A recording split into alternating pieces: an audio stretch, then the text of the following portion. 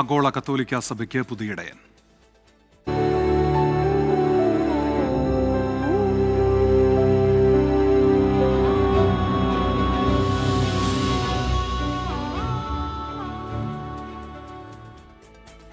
ആഗോള കത്തോലിക്ക സഭയുടെ തലവനായി തിരഞ്ഞെടുക്കപ്പെട്ട ലിയോ 14 മാർപ്പാപ്പയുടെ സ്ഥാനാരോഹണ ചടങ്ങ് അല്പസമയത്തിനകം വത്തിക്കാനിൽ.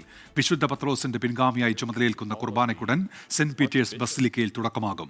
കുർബാന മധ്യേ അധികാര ചിഹ്നങ്ങളായ മോതിരവും പാലിയവും മാർപ്പാപ്പയെ അണിയിക്കും. അമേരിക്കൻ കർദിനാളായ റോബർട്ട് ഫ്രാൻസിസ് പ്രവോസ്റ്റിനെ ഈ മാസം 8 നടന്ന കോൺക്ലേവിലാണ് മാർപ്പാപ്പയായി തിരഞ്ഞെടുത്തത്. ഇപ്പോൾ പി ജെയിംസ് ചേരുന്നുണ്ട് ന്യൂസ് ഡെസ്കിൽ നിന്ന് വിവരങ്ങളുമായി. പി ജെയിംസ്, അവിടെ നടന്ന ചടങ്ങുകൾ നടക്കാൻ പോകുന്നു, പ്രധാനപ്പെട്ട ചടങ്ങുകൾക്ക് തുടക്കമാവുകയാണ്. എന്തൊക്കെയാണ് വിവരങ്ങൾ പി ജെയിംസ്? ഉന്മേഷ്, കത്തോലിക്ക സഭയുടെ 267ാമത്തെ മാർപ്പാപ്പയായി 2000 വർഷത്തെ ചരിത്രത്തിനിടയിൽ ഇതാ ലിയോ 14 മാർപ്പാപ്പ സ്ഥാനമേറ്റെടുക്കാൻ പോവുകയാണ്. 10,000-കണക്കിന് ജനങ്ങൾ, അത് വിശ്വാസികളും അതുപോലെ തന്നെ ഇറ്റലിയിലെ ജനങ്ങളും അവിടെ സെന്റ് പീറ്റേഴ്സ് ചതുരത്തിൽ ഒത്തുകൂടിയിട്ടുണ്ട്. മാർപ്പാപ്പ വിശ്വാസികളെ കൈവീശി അഭിവാദ്യം ചെയ്തുകൊണ്ട് പാപ്പ മൊബിലിൽ യാത്ര ചെയ്യുന്നതിൻ്റെ വിഷ്വൽസാണ് നമ്മൾ കാണുന്നത്. വിവായിൽ പാപ്പ എന്ന് ആൾക്കാർ വിളിച്ചു പറയുന്നുണ്ട്. സെന്റ് പീറ്റേഴ്സ് ബസിലിക്കയാണ് പശ്ചാത്തലത്തിൽ കാണുന്നത്. എന്തായാലും 1:30 മണിക്കായിരിക്കും ഇന്ത്യൻ സമയം ഈ ചടങ്ങുകൾ ആരംഭിക്കുക. സ്ഥാനാരോഹണ ചടങ്ങുകൾ ലോകത്തിൻ്റെ വിവിധ ഭാഗങ്ങളിൽ നിന്നായിട്ട് ആണ്, ഒരുപക്ഷെ പുറത്തുമകത്തുമായിട്ട് ലക്ഷക്കണക്കിന് ആൾക്കാർ കാണാം, എത്തിയിട്ടുണ്ട്.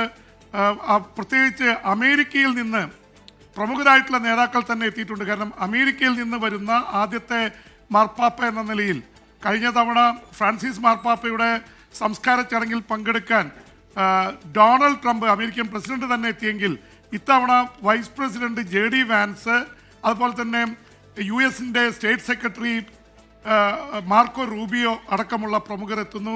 ഇന്ത്യയിൽ നിന്ന് ഔദ്യോഗിക പ്രതിനിധി സംഘമുണ്ട്.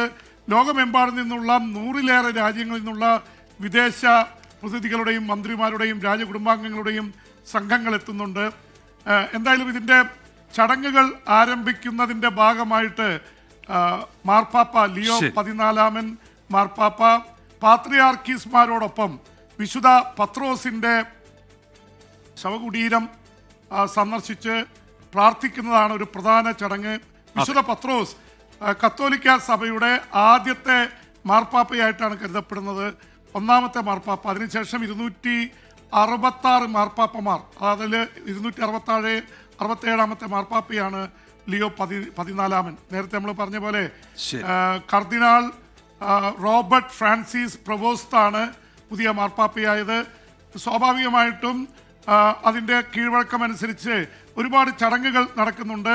അപ്പോൾ ഈ വിശുദ്ധ പത്രോസിൻ്റെ ശവകുടീരത്തിൽ പ്രാർത്ഥിച്ച ശേഷം മാർപ്പാപ്പ ഈ സെന്റ് പീറ്റേഴ്സ് സ്ക്വയറിലെ ആ ബലിവേദിയിലെത്തുകയും വിശുദ്ധ കുർബാനയാണ്, ഇനോഗ്രൽ മാസ് ഉണ്ട്, അതിൻ്റെ ഭാഗമായിട്ടാണ് ചടങ്ങുകൾ നടക്കുക.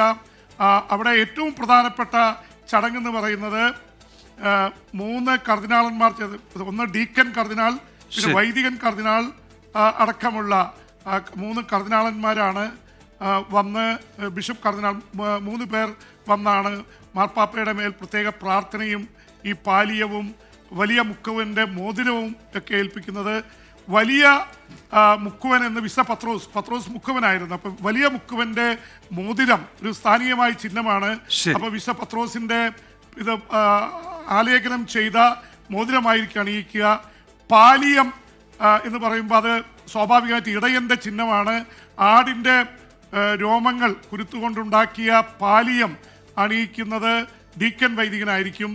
ഒപ്പം ഈ മോതിരം അണിയിക്കുന്നത് ഇപ്പോൾ നമ്മൾ അറിയുന്നതനുസരിച്ച് ഫിലിപ്പീനോയിൽ നിന്ന് എത്തുന്ന വളരെ ജനകീയനായിട്ടുള്ള കർദിനാൾ ലൂയി ആന്റോണിയോ ടാഗ്ലെ ആയിരിക്കുമെന്നാണ് അറിയുന്നത്.